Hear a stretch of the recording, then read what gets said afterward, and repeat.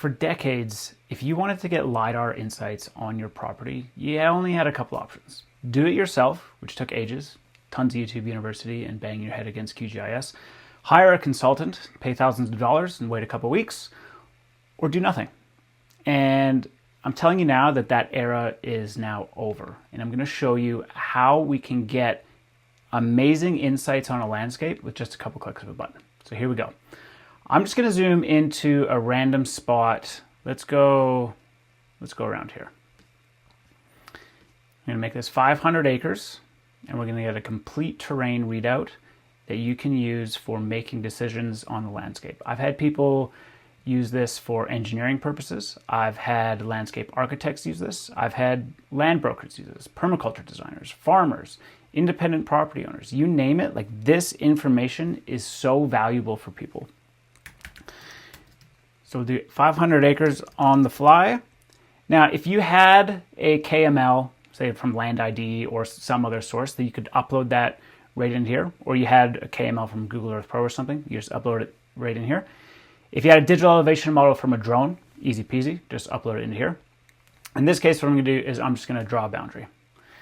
So I'm going to go, I don't know, this looks pretty interesting up in here. So let's go 1, 2, 3, 4. That is not even close to 500 acres. So let's expand that range here. Okay, 505, there we go, easy peasy. We'll decide how much of the surrounding area we want to consider for the inflows and outflows of water. We'll add that to the order. And we do have a credit-based system here, which offers much more attractive pricing than what you were seeing there. There is indeed LiDAR data here. So now what LandScope is doing is downloading that 1 meter resolution, really high granularity data and running a full terrain analysis on it, which we will have in a very short amount of time. Look at that. We already have some layers. I wasn't counting, but we already have some of the layers here. So here we have elevation. You can start to see the general lay of the land from high to low. I'll turn the legend on so you can actually see what's going on here. The statistics of those elevations. So it looks like we have a landscape with more pronounced hills or ridges. Hillshade lets you see more like X-ray vision of the landscape, so you can really start to see the character of the landscape in here. Drainage pathways, roads, building footprints. Looks like some delineations in paddocks in there. Ponds, if there are any in here, doesn't look like there are too many ponds in this particular area. A colored hillshade, all in less time than it takes to literally go to the bathroom, right? This is insane. One of my favorite layers is the aspect, because this is so representative of the microclimates that you would actually typically find with those colors. So red being hot, those are on those southwest facing slopes. Those are areas where you might not want to be putting a house. Or if you were putting down crops, then those are areas that really like tomatoes, peppers, cucumbers, things like that. Those go there. Statistics on the aspect right here. So we have a percentage breakdown. Looks like just over 26% of this area looks like it's facing southeast. And of course, we can highlight those particular areas right here if we want to. So you can understand those microclimates at a glance. Say if you wanted to be siting for solar, those are your spots, and these are your spots if, say, you wanted to avoid, because it's actually going to cost more, you're going to need more infrastructure to get those panels to be facing the sun. Slope angles are fantastic to actually figure out how the heck you're going to get across that landscape. This is a traffic light system. We've made all these layers super intuitive. So green is pretty much good to go. You get into the darker greens, it gets a little bit more hairy, so to say. And then yellows, oranges, reds, those are a little bit more hazardous, and you might want to consider some extra engineering or switchbacks if you're going to be using that for informing your access routes around a property. And then again, the slope statistics, a breakdown of how much the land area is in each of those slope bands. I'm not going to go over the slope aspect composite in this one. I'm just going to go straight to the Geomorphons, which is one of my, it's becoming one of my favorite layers. And what this is really delineating is it's showing you the convex slopes. So the high and dry are brown and tan, and then the blues and teals are low and where the flow goes. So brown and tan, blues and teals, high and dry, goes to the flow. And it traverses that through these gray areas as well. So those are the slopes. And contours, of course, no mapping package would be complete without contours. And these are all exportable too. So I can just right click on this and put it into my own GIS workflows if I need to. The contours do take a little bit of time to actually load up here. So I like to change the weights on those, make them a little less loud, so to say. And here we have a nice contour map of property or area. And then arguably the most valuable and cool layers are all in the water. So here we have the topographic wetness index, which shows how water would actually move through this landscape based on that high resolution data. So right here we have a little, that's a basin. You can see that's where water has accumulated in the past. Fills up in there. And the flow pathways it takes to get there. Then we have another, this might be a dugout. Oh, there's a spot, you can see that that's where the water is actually accumulating, and then when it fills up, it goes through here, follows this streamer down to here. So those are areas where, you know, don't put a house. Best place to put a pond is where one wants to go. Worst place to put a house is where a pond wants to go. Next up is the flow accumulation, which is the accumulation of the flow.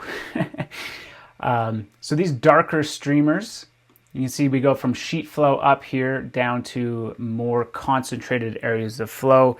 So during large precipitation events, you would expect there to be more erosion, more power, especially if you have a higher runoff coefficient, which in this area would be quite high just because there's no trees to actually buffer the fall of that rain. So you can expect some pretty heavy flows during rain events here.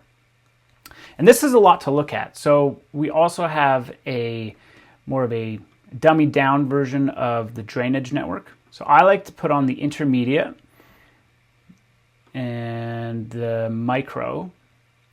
And then what I like to do with the micro is make them a little bit more subtle, which I can do by adjusting the weight and the opacity.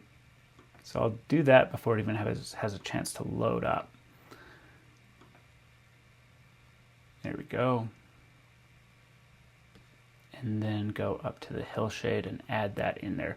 Now, one thing to definitely keep in mind here is what you're seeing with here is straight lines. There's no such thing as straight lines in nature.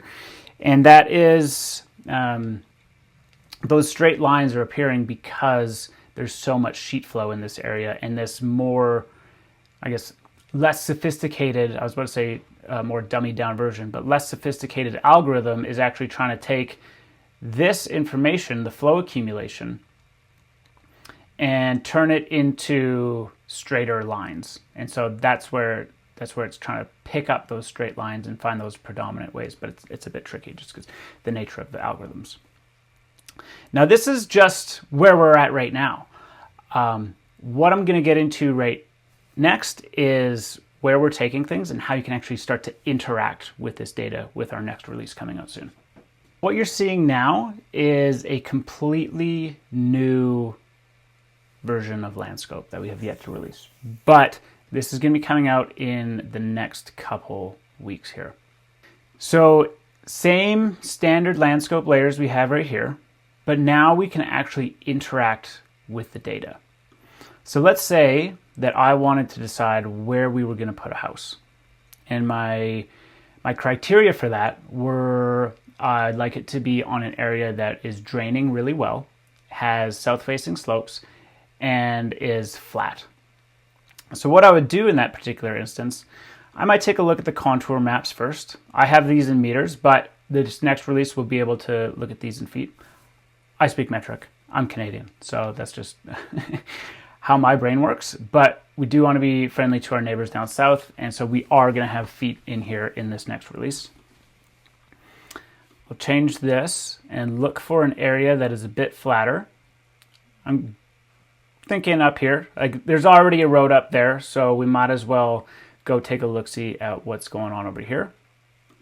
But I could just take a look at the slope angles here, slope classifications, and say, okay, I want a spot that's either in this slope band or this slope band there. Okay, so bang on the money, we're going to go up to the top of that hill up there, and we can turn these contours off. Let's check the drainage first. We just want to make sure that there's no flow accumulation actually running into here. And it's looking pretty good. Looks like the flow is coming from there. Makes sense given the terrain around here. Makes sense. So what I want to do is I'm going to make a folder here called house site. I'm going to create that. And now what I want to do is I'm going to draw a polygon right in here. And I know this house isn't going to be that big, right? Nobody needs a 37,000 square foot house or 3.4 meters squared or 3,500 meters squared house. Finish drawing, move that in there, and we'll name this house site 1.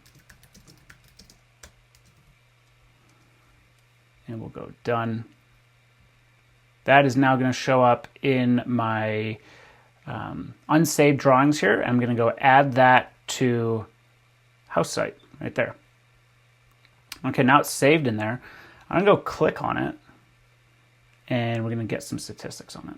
So now we can see how much of this land area is actually in each with the aspect, with the slope, with all of that. We can have the area in different measurements or units based on how your brain works, slope angles. So this is really awesome for deciding where you're going to be putting orchards, gardens, houses, and even just getting a general lay of a land in an area of interest. And now that we have that, let's we have this road that comes up here. I'm gonna crank the flow accumulation down so we can take a look at the hillshade and get a better idea of where that road is. And now I want to draw another road towards that housing site. You know what? I'm going to actually cancel that because I want to have the flow accumulation back up so we're not going into too many crazy streamers. It's going to be a little bit difficult there. So maybe what I'll do is add the slope angles here. Looks like we're having a bit of slope. Okay. Yeah, there's some slope, but that's okay. We'll draw that in. I'm actually going to turn all of these off and then go draw from, it was about here, and we'll be drawing this road into this site right here. It's about 160 meters long. So this is in active development right now. So this is what we're working on in releasing in the next couple of days. So there are a couple UX bugs that we are working on removing here. So you have the segments. We can take a look at just a particular segment right here, which gets highlighted on the roads there. And that includes the length as well. Boom, easy peasy. And then we'll name this road to house. Let's make it green. Have that in meters. And then we'll go, yeah, roads are fairly wide. So let's make this, I don't know, 5 meters wide. We'll apply that and then go done. And now we can save that to our house site. Or whatever you want to, however you want to save it. And then go to, or we can put it in one that I already named access. There, easy peasy.